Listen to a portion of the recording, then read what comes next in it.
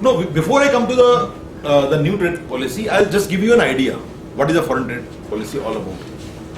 The underlying long-term objective of any foreign trade policy is to promote exports and to increase competitiveness of the country globally, leading to employment generation. That is another, the government has got multifaceted objectives. Employment generation, economic growth, GDP growth, competitiveness, right? Value addition. Now government has added a new idea, new thing, that our goods should be more value added. That thing was not there earlier. So objective common to both the old and new policies is normally to double the India's exports in 5-year time, because these policies are normally 5-year policy. Last policy was 2009-14. So there was a 1-year gap. There was a delay in announcement of the policy. Now it is 2015-20, right? So normally in the past, the objective has been to double India's share in the world trade. Today it is approximately 2% in the world. India's share in the world trade is 2%. Now Modi government has come out with a new policy where objective is to make it not double but 3.5% by 2020. Personally, I feel this is a very conservative objective. We will definitely cross 4, definitely, no doubt. No doubt we will cross 4%. And that will be very good. And that's why this whole idea of export-import is doing rounds. People are very bullish about international business because it's inevitable. If we have to compete with China, we have to reach certain level. China's share in the world trade is already about 9%, 8-9%. China is highest? 8-9%. Is highest? Yeah, it's highest. It's highest. No. I will give you the exact figure. I have got a chart. I will give you the exact figure. So India, if India want to compete, but let me tell you just a historical thing. In the world, the ancient history, do you know which country has the record of highest share in the world trade? India. And what is the figure? You cannot even imagine. It was 25%. It's a world record. I mean, the historical record during the Mughal time. Mughal time in India was like USA. USA has never achieved that kind of figure. So India has got a record of having a world trade share in the world trade 25%. Those times, India was the hub, main hub, Calicut, and we know all silk routes and all those things, right? So India has the potential. Okay, so that is the thing. So another objective is simplification of the procedure and documentation. Simplification, and in the new policy also they have done it, which I will discuss with you. Short-term objective normally is to reverse the declining trend. If they are declining trend. This time that was not a very pressing issue, but many times it happens that the exports are declining, so do something immediately. Those kind of things. That is short term. So both long term and short term objectives of policy are to be achieved through mostly infrastructure improvement or providing full refund of all indirect and direct taxes, which I was talking about. Anything, excise duty, sale tax, any direct taxes and indirect taxes, that has to be given back under the watch of the WTO. Like WTO, the main thing what WTO will do, like for example, new policy has come. Now, new policy is already being debated in WTO. That is there anything in this policy which WTO can object? For example, I give you there is one problem in this new policy, which WTO is definitely going to do something about it. That we have, the Indian government has extended the benefit of duty-free scripts to SEZs. So WTO is going to say that why? Because you are not taking any taxes from SEZ, so direct or indirect taxes. So there will be a question. But India is ready with the answer, because India is already charging some dividend distribution tax and minimum alternative tax from SEZs. So they will give this plea that we are charging this tax, that's why we are extending this. But there will be debate. and there will be a questioning by WTO, right? So this is how it happens. Ultimately, idea is this. But there is one more thing I want to tell you, in a very, very logical way. Whatever the policy does, it attacks the problem in two ways. And that is a very, very business-like method. When we talk of business, there are two things. In any business, in export-import business, what do you do? There is a supply side and there is a demand side. Whatever you do, like for example, I'll give you an example. You are running a company. Okay. As a owner of the company, what do? You set up a factory which is world class. You set up a factory in SAARC, which what do? You do things either on demand side, like demand side, what do you do in a company? You participate in some trade fairs abroad. You do some market research. You ask your marketing department to explore new buyers, right? Or to offer some prices which are very attractive to the foreign buyers. That is on demand side. Similarly, all the policies do these two things. One, they put some provisions in such a way that they help India to supply the material on more price competitive, more better quality, and with a smooth transaction, less transaction. Like for example, port transaction. India has got one of the highest in the world. Port side transactions, berthing time, this time, that time. India's transaction cost at port is the highest in the world today because of inefficiencies and because of lack of infrastructure. So any infrastructure which are developed as per the policy improves the supply side, right? Similarly, Indian government has got policies like, suppose you are a new exporter and you have joined our Export Promotion Council. So they will provide you a facility of market development assistance, which means you go abroad, you do some market research, you participate in trade fairs, government will give you half the money, airfare, hotels and everything. So there is a fund available for new exporters. So that is a demand side. So all the things which are given in policies are either demand side or supply side. This is the basic structure of any foreign trade policy, right?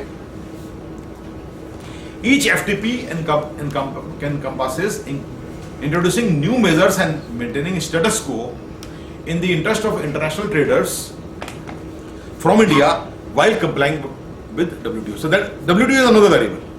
So whatever you do, WTO is another variable. So it will have an impact. You cannot do everything. You cannot say that from now on Modi government has come and whatever you export 50% you take from us. You cannot do that because WTO is sitting. You cannot give subsidies like China was doing it at one time. Before they became member of WTO, this is exactly what China was doing. The goods were available at dirt price, you know that. Our Indian toy industry was totally wiped out during that time. It has not emerged even today. That manufacturing is totally gone from India, toys industry. Because why? Because Chinese government had been giving subsidies. They were not member of WTO. So they were not having any constraint from WTO on subsidy part. But not today. Today, China is able to provide goods at cheaper price for only one reason, simple reason, and that is the economy of scale. They produce goods in very, very large quantity, very large quantity. Okay. The restrictions, like suppose some country puts the restriction on a particular product. All these things are controlled through WTO. No, see, WTO do not control anything. WTO only watch. They give you all free hand, right? Suppose India wants to ban the Chinese toys. They cannot. First of all, they can not ban. They can only put anti-dumping duty. Suppose there is a strong reason to say that the goods which are being supplied by China, particular goods, on complaint of the Indian importers or manufacturers, government can impose anti-dumping duty. That's all. But that anti-dumping duty is contestable in WTO. So what China will do? Immediately they will put a protest in WTO that Indian government has imposed anti-dumping duty with ulterior reasons, not the genuine reasons, right? Like for example, USA had been doing it, and one of the biggest, longest fight with USA has been on shrimp exports from India, right? Anti-dumping duty. Okay, so all the countries do it, but it is all contestable. And for last 20 years, this anti-dumping duty by USA is being contested by India, and in WTO always India wins, always.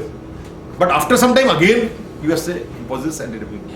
So again the process starts like this. So countries do it.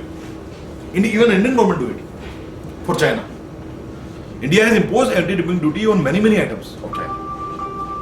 But it is all contestable, so it cannot be permanent. But banning is not possible. You cannot ban. No. Once you are part of WTO, you cannot. No. It cannot be banned. You can control and restrict the flow through imposing the certain import. Not certain, only anti-dumping duty. Only anti-dumping duty. Other duties are to be justified with excise duty. Other duties, only anti-dumping duty is something which is to justify undue favor given by the foreign government, right? Undue means subsidy, or some method, some way by which price have been brought down by exporting country. The only justification is anti-dumping duty, but that is not permanent. It is contestable, right? So merit of the case will be there, and it is also possible that for the period when you have put the anti-dumping duty, there could be some penalties for that in WTO. It was done if it was done wrongly. That is it's a system. The WTO system is very perfect. And one more thing I want to tell you: WTO system is time bound. There is a time frame. Like for example, India is having a very big dispute now at present with USA on solar cells, solar equipments in WTO. USA has complained about India for wrong foreign trade policy on import of solar equipments. So it is time bound. Everything is time bound. That within 2 months this will be happening. So now it has reached the DSP, dispute settlement panel stage in WTO, right? So it's a very time bound process. Okay. So this is how WTO is a variable. WTO is a variable whenever we talk of the foreign trade policy. These measures are mainly supply side measures or demand side. This I just discussed. All the measures are either demand side or supply side. Okay. Like for example, Indian government gives status certificate, 1 star, 2 star. Earlier it used to be star trading house. Now they have converted in the new policy 1 star, 2 star, 3 star, 4 star, 5 star, that way, right? Again it is. Can somebody tell me, is it a demand side or a supply side measure giving this status? Supply side. Supply side. Demand side. It's a mix of both. Because once you have a status holder, so there are certain privileges which helps you in providing goods at a less transaction cost. But at the same time, there are certain things by which getting new buyers for status holder is easier. So that's a demand side. So some privileges are demand side for status holder and some privileges are supply side. Okay?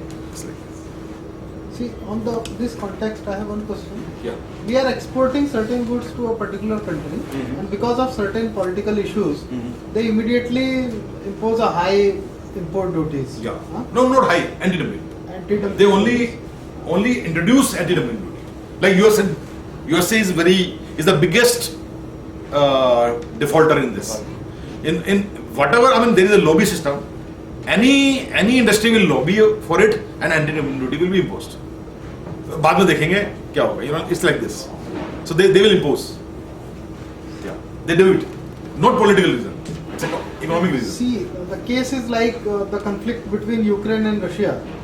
So Russia has immediately increased any goods coming via Ukraine. They increased the import duties to a very large extent.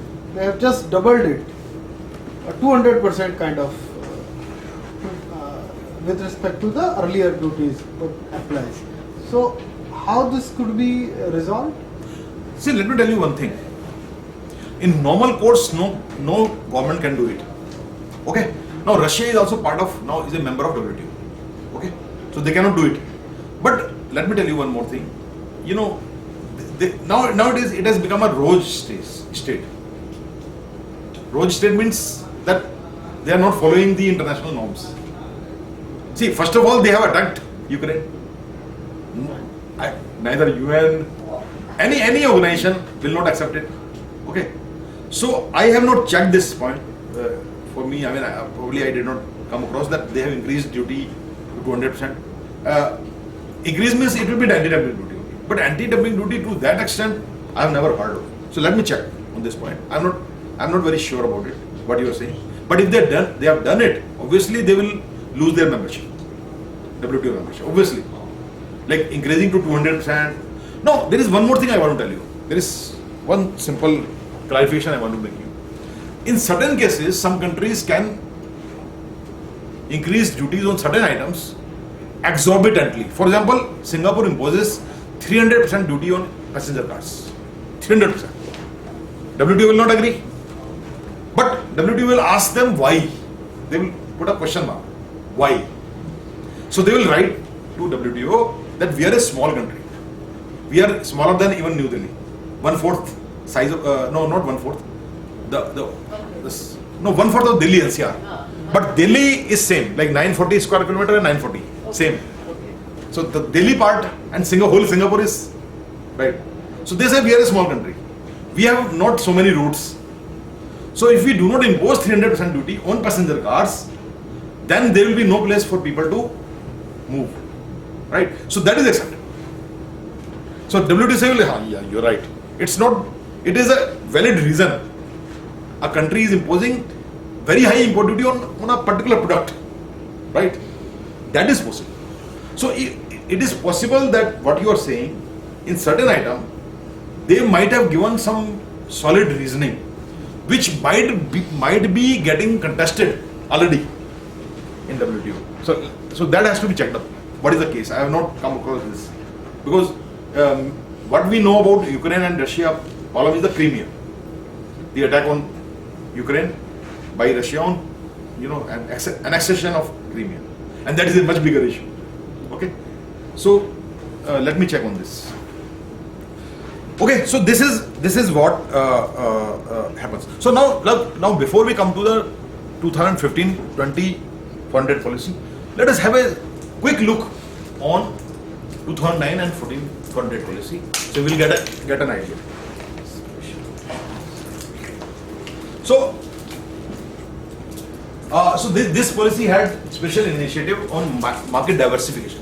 What is the meaning of market diversification? There was a focus that do not depend on traditional markets like USA for software.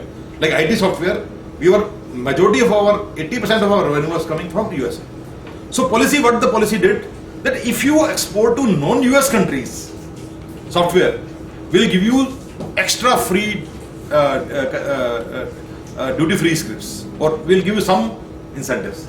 That if you export to some other countries, European countries or Japan or some other country, so that India's dependence on a particular item, on a particular market is reduced. So that was the focus, right, in that policy. And technological upgradation, that you improve your technology. So if you improve your technology, you come out with latest technology, your product is better quality, we will give you some incentives. Again, it is a supply side. The first one, market diversification, was the demand side. Well, support to status holder, more support to status holder, because they are experts in doing international trading, more extra benefit. Again, demand side as well as supply side. Then green products, environmental friendly, to make this world better, or to get better name of India in the world, that we provide goods which are environmental friendly. Again, demand side. Then export products from Northeast, because that was more like political between India and China. Manmohan Singh went to northeastern countries, and the Congress government was very very open for development of Northeast. Again, it's a demand side, supply side, but lot of focus was there on Northeast. So that was the main focus. What is the mechanism of extending these benefits to Uh, those exporters? Mostly these benefits are earlier used to be in duty drawback, but duty drawback is product specific. You cannot. It's a very technical duty drawback. So then they came out with the duty free scripts.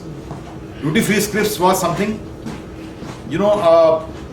again reasoning what was to be given, that there are certain indirect taxes we are giving, or there is a justification that India's future is dependent on not depending on US only, going to some other countries, so we have to give it. So even WTO will accept that thing also, right? So the mechanism was duty drawback.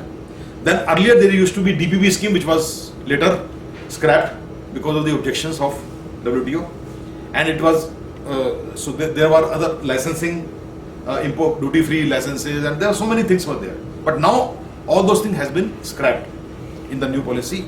Now the mechanism is very simple: duty drawback, duty free scripts, or some incentives, which I'll just explain to you, in different forms. But mainly financial incentives are in duty drawback form or duty free scripts, mainly.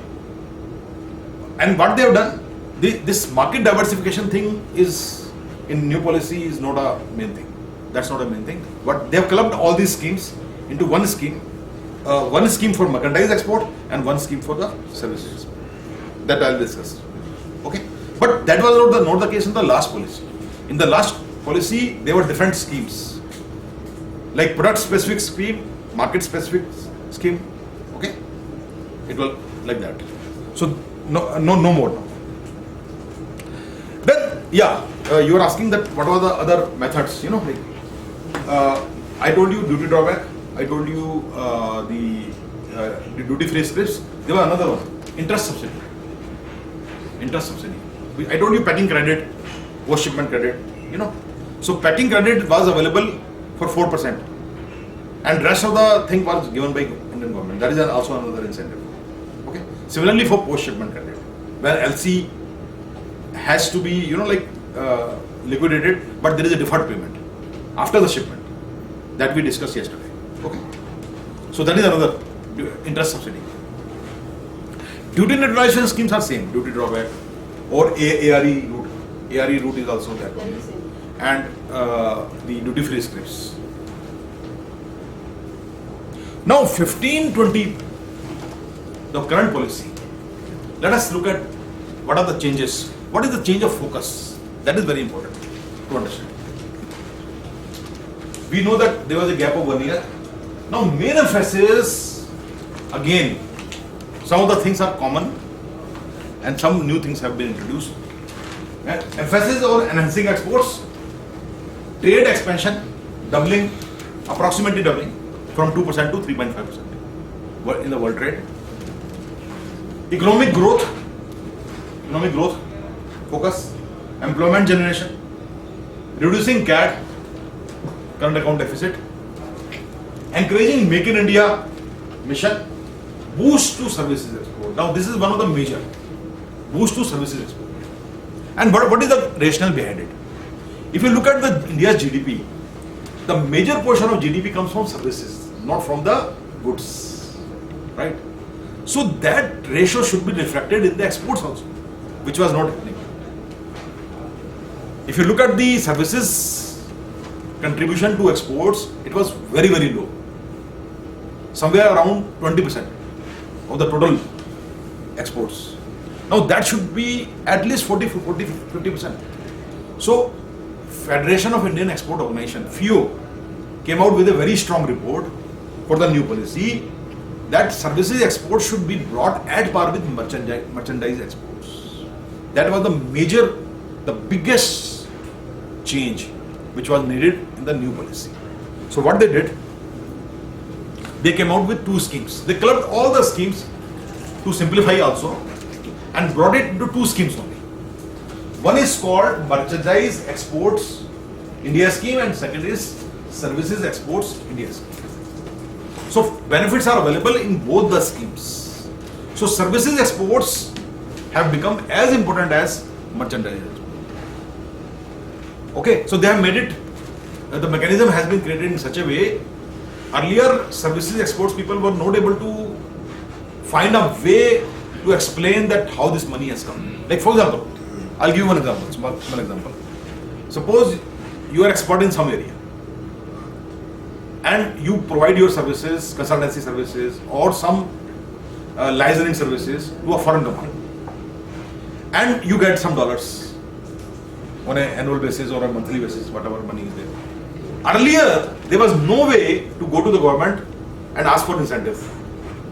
But today what you do, you go to the government under this scheme and you say, sir, I provided these services, these are my documents, I am expert in this area, I provided this consultancy, I provided this, that's why this money has come.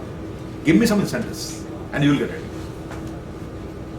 Earlier on service export, there were no. There was no way out. There was No, but then you have to 10%. It was 10%. No, 10%. But you have to get to do a pre-registering. You have to open a company. You have to do this. Same procedure you have to do it. No, not now. You after you do it, you explain that this is how it has been done. It has been simplified. FIRS is required. Before also they were asking on this for inventory and urine invoices. When you will go on the fine lining, you will find that it is much easier now. That can. It's much easier now. The mechanism is much easier now. Even an individual person can do it. Earlier, you had to establish a proper setup to get the benefit, but not now. Even as an individual person, you can get. Earlier you had to have a company or something. You have to have some proper accounting. You have to go through a CA. You have to go through somebody to get it. But today, things have become much more simpler. Now, all this nitty-gritty is yet to come. It will come soon. But it is very clear that because you know why? The importance of this is exactly the same importance. Now it is equal importance. Earlier, services was not having that kind of importance. Now that is one part. Now secondly, because they are both are equal now, you will find you go to DGFT or you go to any organization, there will be a separate official for services, a separate person for merchandise. Even in your export promotion council, if you go, there will be a separate person for services, a separate person for merchandise. You go to any department, you go to tribal ministry, you go to environment ministry, you go to IT ministry. There are one official for services and one official for merchandise. So he will explain to you that what you have to do. Earlier these things were not there, right?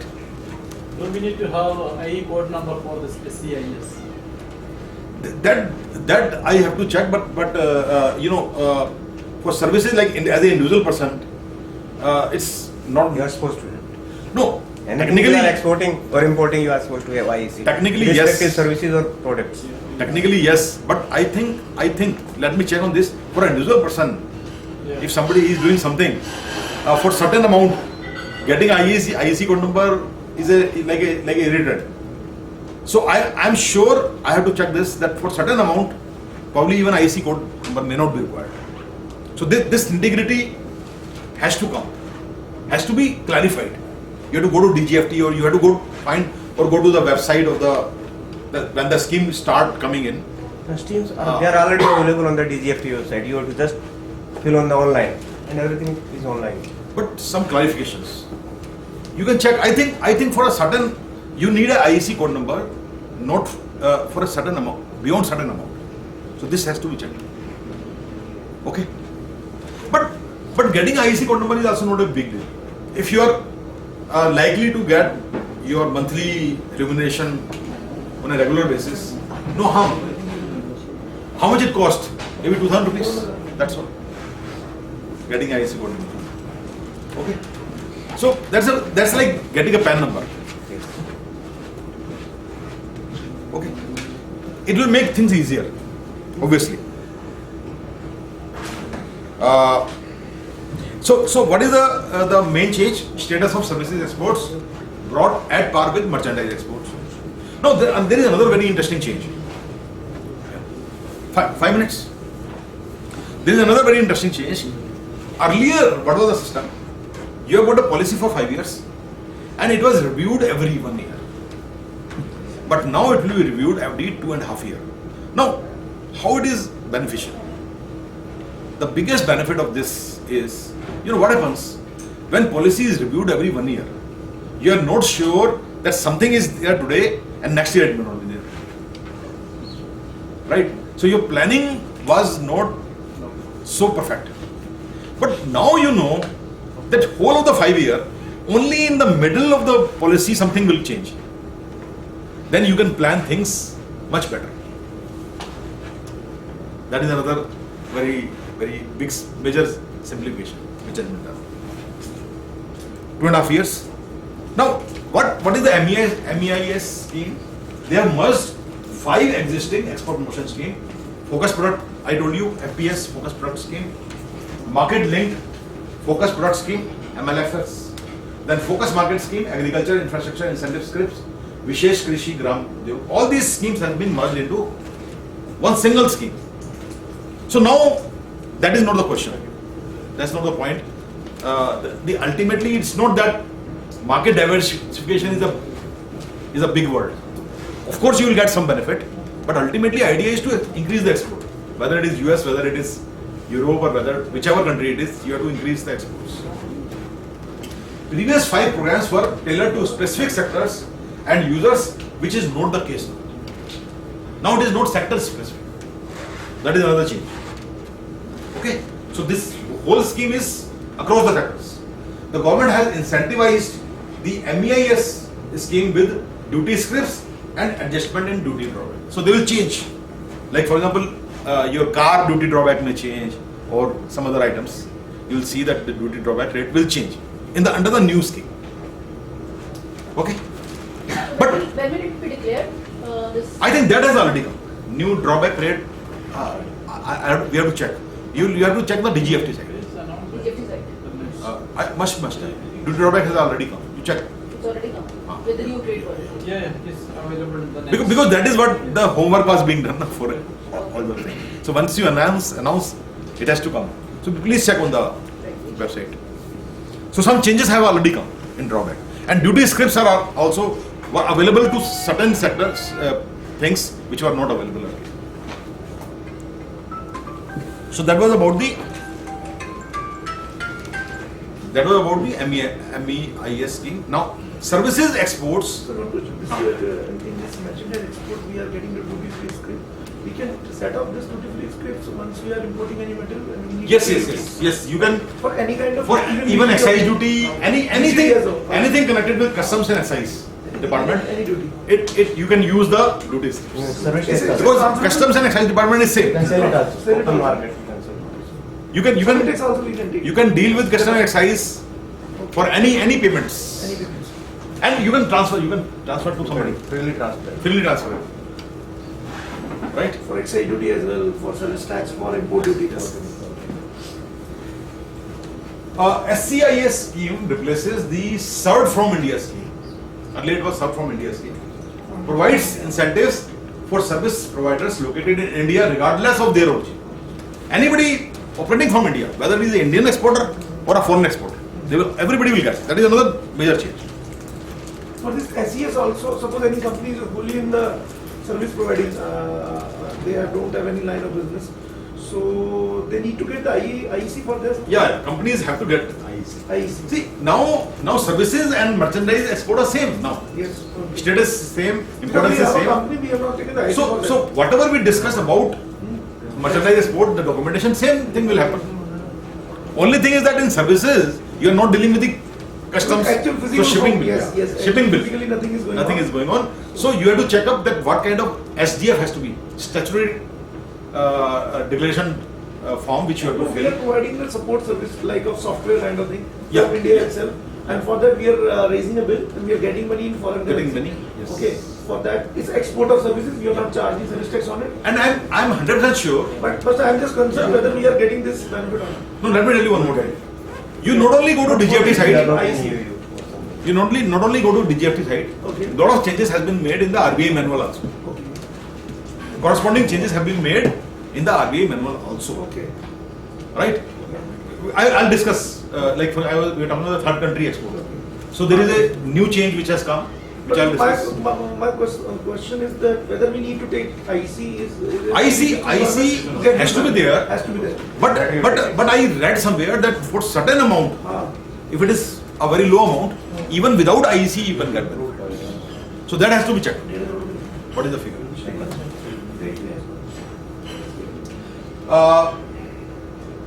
Provides freely transferable duty scripts. Will take 2 minutes more. We'll try to finish as soon as possible. Provides freely transferable duty scripts which can be used for goods and services tax (GST), which is to roll out based on the net foreign exchange earned by the company, and specified services exports will get these scripts at an incentive which ranges from 3% to 5%. 3% to 5%. And what are those sectors? The focus sector. They are like, for example, in merchandise, the focus sectors are labor-intensive sectors, those sectors which add a lot of high value. Okay, like for example, pharmaceuticals. Pharmaceuticals add a lot of high value, or some industrial sectors where value addition is very high. So those sectors will get better incentives, or agriculture-related sectors, or the sectors which are naturally competitive. For example, handicraft sector. Handloom and handicraft is natural. India is competitive in these sectors, or even ready-made garments. We are competitive. Our raw cotton price is 10% lower than China already, right? So it's quite natural that in cotton products we are already competitive. Household textiles or garments, apparels. So you will get extra benefit on this naturally sector. And in the services, focus is these: tourism, hospitality, medical tourism, R&D, and a few more. Research and development, and few more. Like for example, we were talking about R&D center set up by Maruti in Rohtak. So they are doing R&D not only for India, they are doing automotive R&D for, you know about that. The R&D they are not only doing for the Maruti, they must be doing it for the other countries also. Like for example, it's a R&D in automotive sector is a very big industry already, and the number 1 country in the world is Italy, which does all the R&D designing. So now it is being done in India also now. So suppose Maruti has set up, other companies can also set up, and if you get the benefit, extra benefit, so companies will be motivated to set up more R&D centers, not only in automotive sector but in other sectors also. Biotechnology also. Biotechnology India is doing very well. So India can have R&D centers in biotechnology also. In agriculture, we can have R&D centers. So a very major boost will come on these. So what are the significant changes?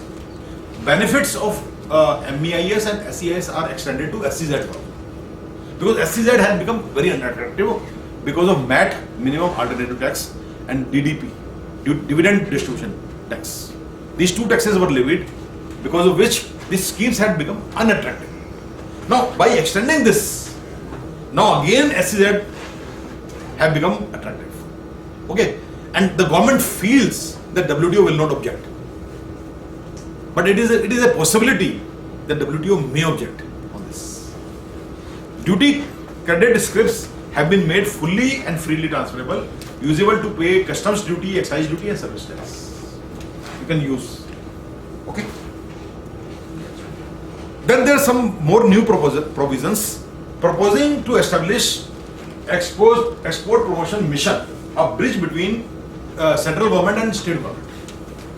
There is a new authority which has been set up, because one of the major factor, especially in agriculture export, was the gap between the central policies and the state level policy.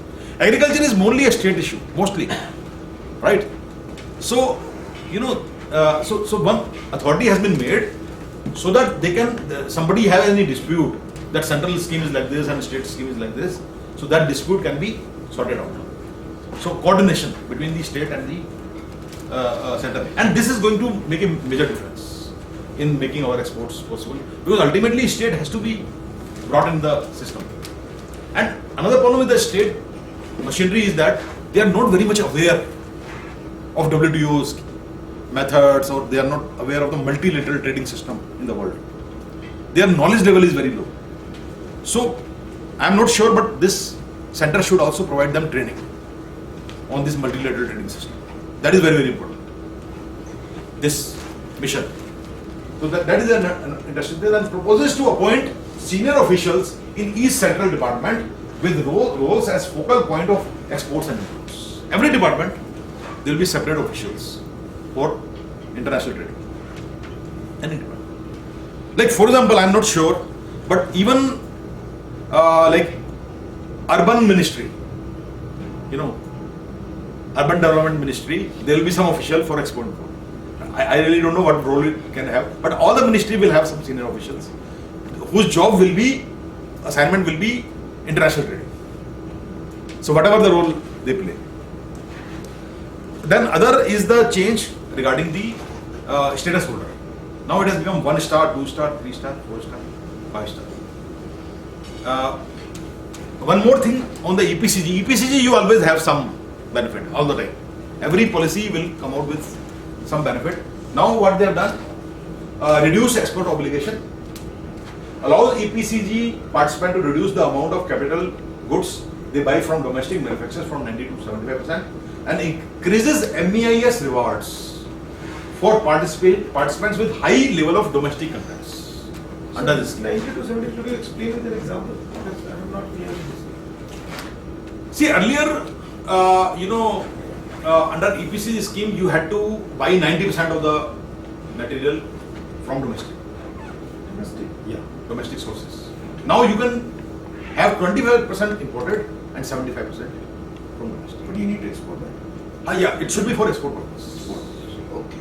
That is a benefit. It's a relaxation. In It's a another way, you relaxation. can say 25% you can use in imported material. Yes.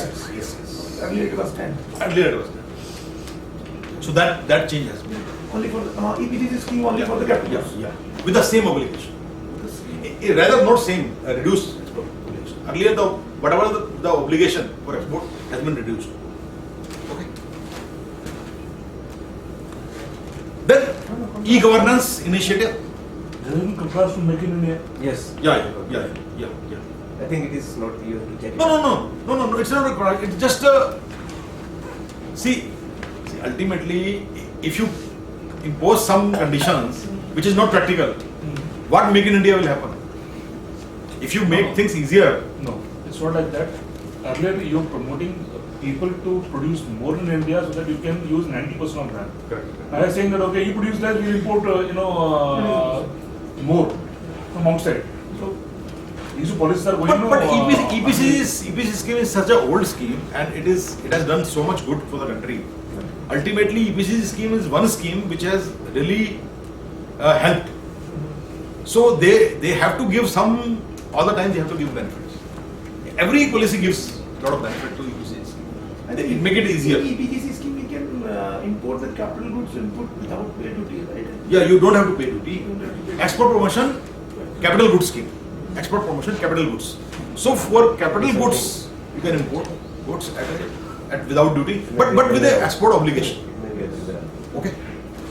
Like maybe if they say from 75 to 90, It may be other way it would around. have made sense. Yeah, it would have made sense. You're right, but it would have made things difficult for the exporters. Because see, imported items are of better quality, and there is a provision for value addition also, improved quality. It's not a matter of better quality. Why not, companies situated abroad can set up their plant in India and make it? That's one way to attract FDI. No, but that is okay. But there is a specific need which has been felt by the industry, and government has to go by the need. The need is there. That why don't you reduce it to 75%? They have done it. So it's a benefit. So EPCG scheme for the importing of capital goods as well as manufacturing of capital goods in India, in both ways? Manufacturing and exporting of. Both, huh? Both. Because you have to produce from So that. because you have to this point it is all. Because for the EPCG, you have to give an obligation that whatever the duty you are saving, you have to double the export in the next 8 years. Okay. Almost So that 18%.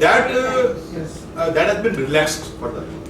Reduced export obligation. So against that, you can take the imported metal without pay duty, and you can need to export. need to For export. making export, Whatever you duty you are saving, you yes, have to now you can use 25% for imported metal. Every 5 years you get some extra benefit Okay. in EPC scheme because this scheme has done very well. So this scheme benefit is only for this. You can take the duty free import or anything else. Only you can import goods Without duty. without pay. That is all. And after export, fulfilling the export obligations, any drawback sort of thing will come or not? No. So whatever export you are making, you are already getting the benefits. Benefits you are. You are already getting the benefits. You already got. You are already getting the. You are already getting the benefits. Is there any change in case of domestic procurement under EPCG and taking the refund claim back of the paid terminal excise duties? Under EPC scheme, See, under EPCG, any company if they buy any equipment under EPCG domestically, domestic. and they have to initially pay the excise duties and then claim back the refunds. No. It is only for imports. No, PCG के अंदर you can even purchase any equipment through either And get the drawback. oriented units Get the refund of the excise. and through the domestic unit also. Okay. But you have to file a refund claim. Refund claim. And that process of claiming back the refund of the paid terminal excise Is very stringent. I would say even Difficult. 50% chances. So people will be more interested in importing. True. You know. The cost of equivalent product could be higher in case of imports. So No, not necessarily. Not necessarily. Not necessarily. Because many of the goods are manufactured, even capital goods are manufactured in China also. They may be quite cheap. Many machineries. would see, be cheap. if you restrict it from buying domestically, then it also reduces the chance of the domestic. No. It is not the decision. It is only under the scheme only. And ultimately, see, whatever you are manufacturing for exports. So what is the hitch? Why should government be so skeptical? See, when you can manufacture passenger cars with the CKD units, all your Skoda and Audi, if you can do that, why can't you do this for exports? See, ultimately it's not an export-import policy. It is a foreign trade policy. Foreign trade includes both export as well as imports, right? What is the meaning of this? Export promotion and import development. The main objective of any foreign trade policy is export promotion and import development. Because without import development, country cannot grow. Right? That's why this change came. Earlier it used to be called an EXIM policy, export-import policy. And the act was EXIM control, export-import control. Now, no, it is not. Now it is foreign trade policy and the act is Foreign Trade Development Act. So, government do not want to tell people that you don't import. No. That is not the idea. Government, just 1 minute. Or should we go for a break? 1 or 2 slides are there, but okay. The only last slide was there, but we'll discuss it. We'll have a break.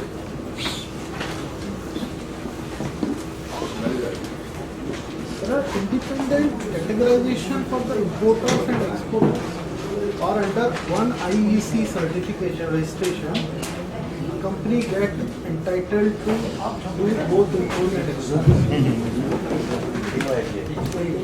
Yeah, IC code number.